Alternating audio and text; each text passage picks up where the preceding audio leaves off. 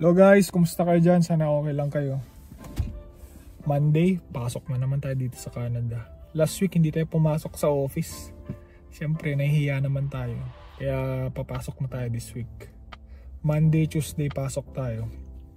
Leslie, work from home.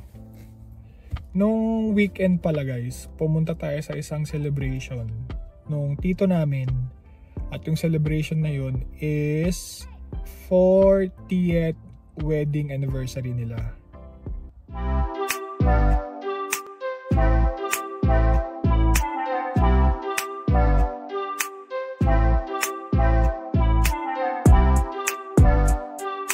Wedding anniversary, tagal na. So yung celebration, ano lang, mga family, friends, close friends. Pumunta tayo sa Grimsby. Hapon yun, Saturday. Iniwan natin si Austin ng 4 to 8. Yan, 4 hours natin iniwan si Austin. At yun nga, medyo traffic yung papuntang Grimsby. Grimsby is mga 50 to 60 kilometers. More or less, umabot tayo ng 1 hour kasi traffic din naman. Pero yung place nila, sobrang ganda.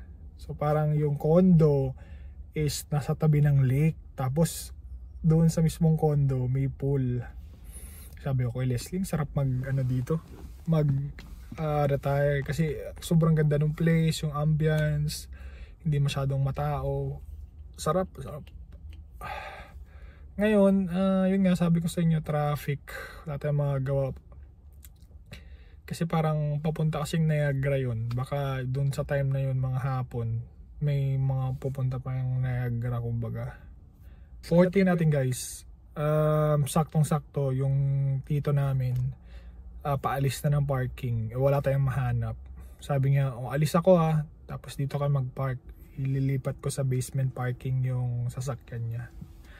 So lipat siya, park kami. Pagpasok namin, syempre, tayo, mano-mano, kumustahan. Una kong nakita yung tito namin na, yun nga, nag-celebrate ng 40th wedding anniversary nila. Tapos tinanong ko agad ito, congrats anong sikreto? Ang sagot niya is, naku, a lot of prayers lang yan, sabi niya ganyan. Tapos jokingly sabi ko, akala ko yes wifey lang ang sikreto. Tawa kami ganyan. Sobrang tagal na nila. So meron silang ilan anak nila? 3, 2 babae, 1 lalaki. Lahat may partner niya. Kain, daming handa. May kaldereta. Yung kaldereta guys is sobrang sarap. Sobrang lambot ng kaldereta. May palabok, may mga sandwiches, may mga popcorn. Ang dami. Sobra, sabi ko, cheat day to. Dami kong nakain. Talaga. Sarap. Nabusog ako. At syempre, nandun din yung pinsan ko na valedictorian. Siya ang first na valedictorian sa magpipinsan. Sobrang proud ako sa kanya. Yun nga, mag-celebrate kami sa first week ng July. 2 pinsan ko ang graduate. Yung isa grade school, yung isa college. Engineer na siya, Queen's University. Siya yung yung barbero, yung nagugupit part-time. Kasi wala pang tumatawag. Imbes na wala siyang gagawin, edi na lang, maggupit-gupit na lang, di ba? Para kahit pa paano, hindi siya kumbaga, nagugupit talaga. Kumikita naman siya, Sabi niya siya yung highest barber for the week yata, or for the month. Yun ang sabi niya. Tapos pala, yung pinsan ko na valedictorian, gusto niyang maging doktor or abogado. Yung number 1 school dito sa Canada, sa buong Canada, sa medical field, which is yung McMaster's University dito sa Ontario. Isa sa top 5 yata, pero sila top 5 na university dito sa Canada. Pero in terms of medical or in terms of doctor, ganyan, top 1 sila. Nagsasabi yung tita ko na parang grabe yung kailangan na grade para lang makapasok ka sa medical program nila. Alam mo ba ang general, ito guys, ang general average na kailangan. General meaning yung high school mo, yung 11 and 12 mo, dapat yung average mo 97. Sabi ko, sino makaka-grade ng 97? What the heck, 97? Sobrang hirap nun. So lahat ng subject, average mo dapat yung buong grade mo 97.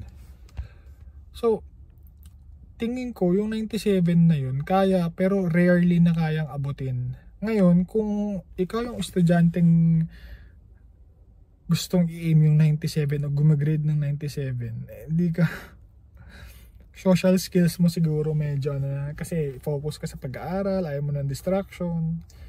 Sobrang taas, 97. Sabi ko, kalokohan, 97. Hindi ko alam, 97. Parang the best of the best daw kasi. Ang sa akin naman, gawin nilang mga 90. Diba? 90 average. Mataas na yun guys. 90 average pataas.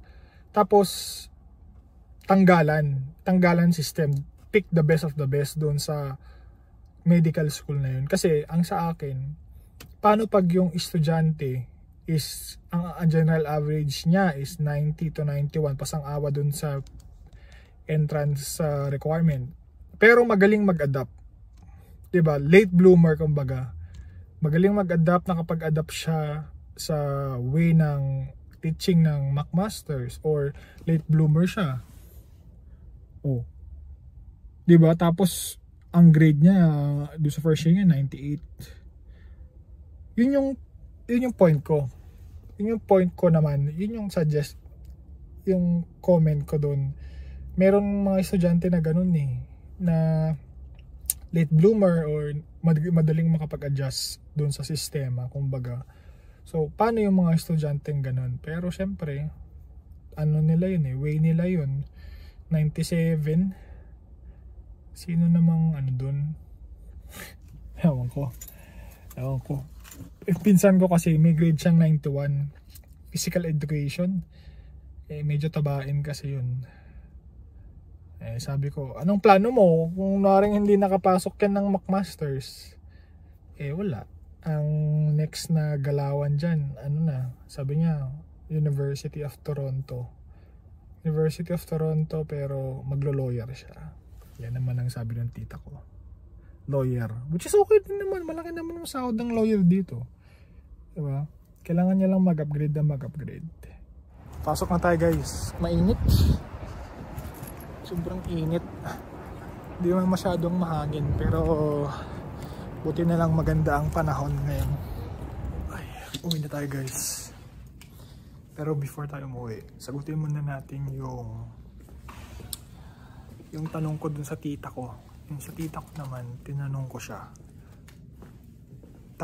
anong sikreto sa 40 years of marriage? Para silang sagot. Prayers and be thankful for all the blessings. Kasi sinabi ko sa kanya, anong sikreto?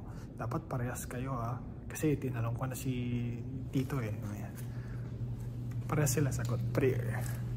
So nakakatuwa naman na ang sikreto sa marriage,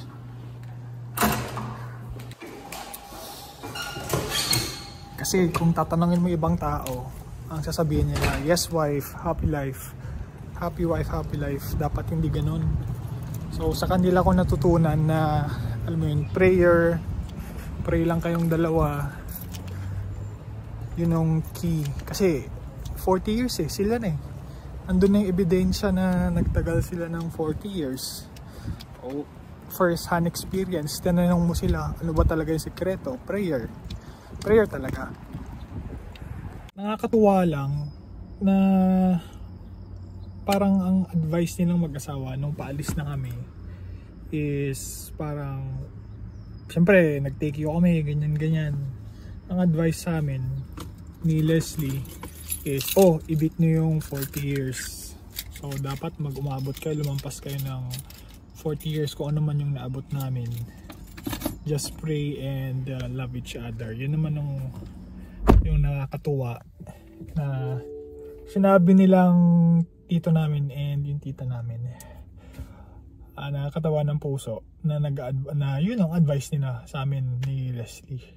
So as much as we can, kailangan magdasal tayo at sundin natin yung mga advice ng mga tumagal yung relasyon, kumbaga.